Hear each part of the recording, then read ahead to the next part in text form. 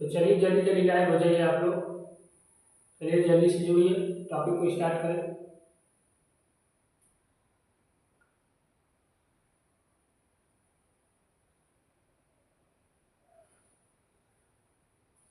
तो जय हिंद साथियों, कैसे आप सभी, आपके अपने यूट्यूब चैनल पे आप सभी का स्वागत है। तो आज के इस टॉपिक में हम लोग जो परसेंटेज का अगला टॉपिक है एबी रूल। यह क्वेश्चन बहुत ही आसान होता है, बस थोड़ा सा लॉजिक लगाना होता है। और मेरा दावा है कि इस वीडियो को देखने के बाद इस टाइप के जितने भी क्वेश्चन बनते हैं उस सारे क्वेश्चन को आप आसानी से बना लेंगे। तो चलिए स्टार्ट करते हैं वीडियो को, और वीडियो को शुरू से लेकर अंत तक बने रहिएगा, तभी यह जो क्वेश्चन है अच्छे से समझ में आएगा।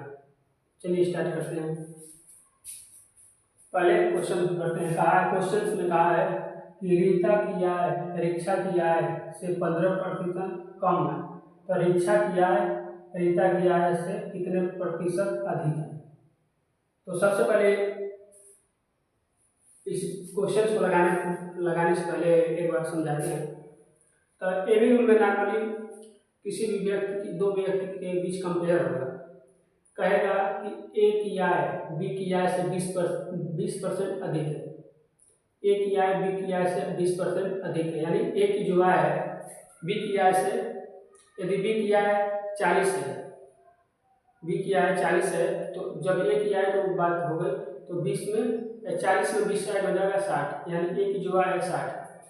ठीक, तो ये तो हो जाएगा ए की आय बी की आय से 20% अधिक है। तो लास्ट में कहेगा इसी क्वेश्चन को कि जो बी की आय है ए की आय से कितने % कम है।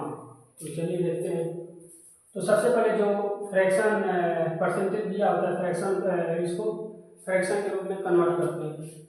तो 15% के जगह पे 1/100 हो जाएगा। अब इसको फ्रैक्शन वैल्यू जो होता है इसको हम 5 से डिवाइड करेंगे, तो 5 के 15 और 20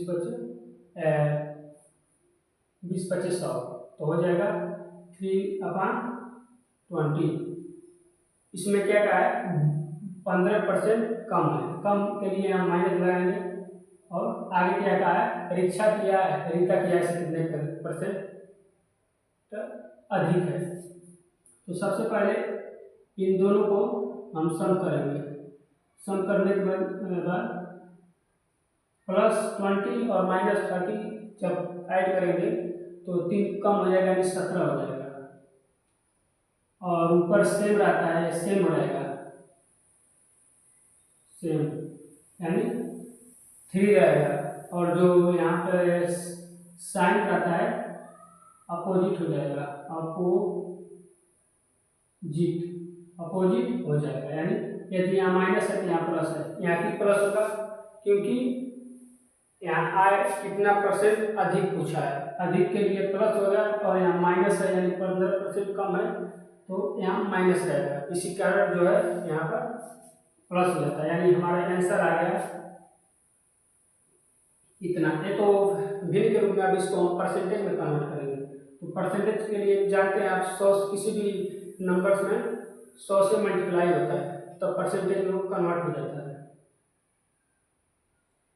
यानी 300% हो गया, 300/17%, यानी आंसर यही आ गया आंसर। अगर इसको आगे तक हल करेंगे तो 17 छके 102, 17 सत्ते 119, 17 सत्ते 119, 17 अठे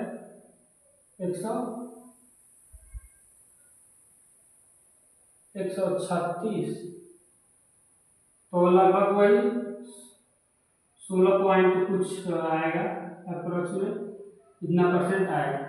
ठीक है, इतना ही आएगा। एक क्वेश्चन और देखते हैं। कहा है क्वेश्चन में ए की आय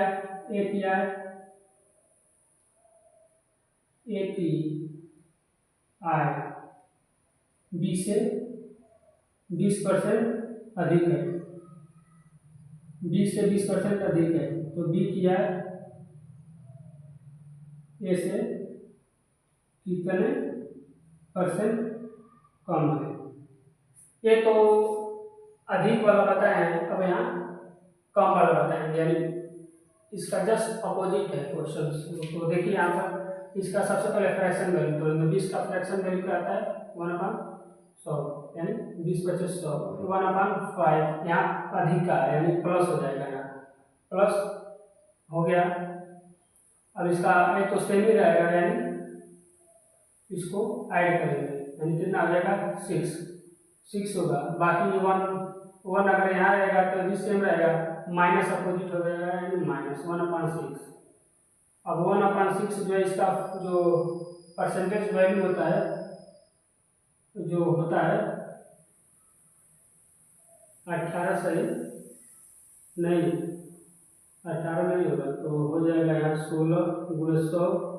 इसका नॉर्मली ये बेसिक मेथड नहीं तो वैसे फ्रैक्शन वैल्यू परसेंटेज में दिया रहता है, उसको हमको ऐड करना होता है। तो यहाँ आंसर आ जाएगा 6 कितना आ जाएगा 4 40 100 30 36 36 हो जाएगा 1/30, इतना परसेंट आंसर आ जाएगा, यानी इतना परसेंट आंसर है। ठीक है, तो ऐसे ही क्वेश्चन आते हैं, देखते रहे हैं कितने आसान क्वेश्चन, बस थोड़ा सा लॉजिक लगाना है, बस आंसर आ जाए ऐसे ही। तो आज के लिए बस इतना ही, बाकी जो अगला टाइप है परसेंटेज का, प्राइस प्राइस एक्सपेंडिचर और सेविंग, उस पर जो बेस्ट क्वेश्चन है कल देखेंगे।